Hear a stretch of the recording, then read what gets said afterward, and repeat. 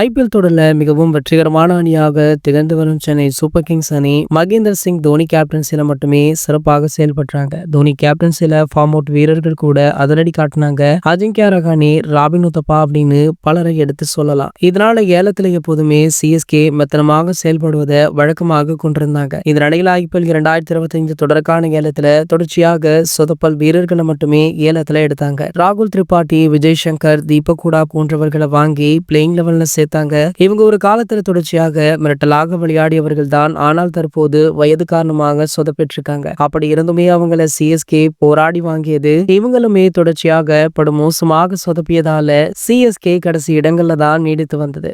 Chennai super Kings அணியில மகேந்திர சிங் தோனி மற்றும் ரவீந்திர ஜடேஜா ஆகியோருக்கு அதிக வயதாகிவிட்டது. குறிப்பாக அடுத்த சீசனோடு தோனி அவர்கள் ஓய்வு அறிவிப்பார் அப்படின்னுமே எதிர்பார்க்கப்படுது. ஆகையால சிஎஸ்கே அணி அடுத்த கட்டத்தை நோக்கி நகர வேண்டிய கட்டாயத்திலுமே இருக்காங்க. குறிப்பா பாத்தீங்கன்னா அபாரமாக விளையாடும் இளம் வீரர்களை கண்டுபிடிச்சு அவங்கள நிரந்தரம் செய்ய வேண்டும் அப்படின்ற கட்டாயமுமே இருந்துட்டு இருக்கு. இந்த நிலையில சென்னை சூப்பர் கிங்ஸ் அணியில இனி 5 இளம் வீரர்களுக்கு அதிக முக்கியத்துவம் கொடுக்கப்படும் அப்படின்னு சொல்றாங்க. ஓபனர்களாக இனி ருத்ராஜ் கெய்க்வாட், ஆயுஷ் மாத்ரே ஆகியோர் இருப்பாங்களாம். மேலும் டெவால் பிரவேஸ், மதிஷா பத்ரனா, நூர் முகமது ஆகியோர் தான் இந்த 5 முக்கிய வீரர்கள் அப்படின்னுமே சொல்லப்படுது. அடுத்த சீசன்ல இவங்களுக்கு தான் அதிக முக்கியத்துவமுமே கொடுக்க இருக்காங்களா. இது போன்ற கிரிக்கெட் செய்திகளை பற்றி நீங்க உடனே தெரிஞ்சுக்க நம்மளுடைய சேனலை மறக்காம சப்ஸ்கிரைப் பண்ணிக்கோங்க.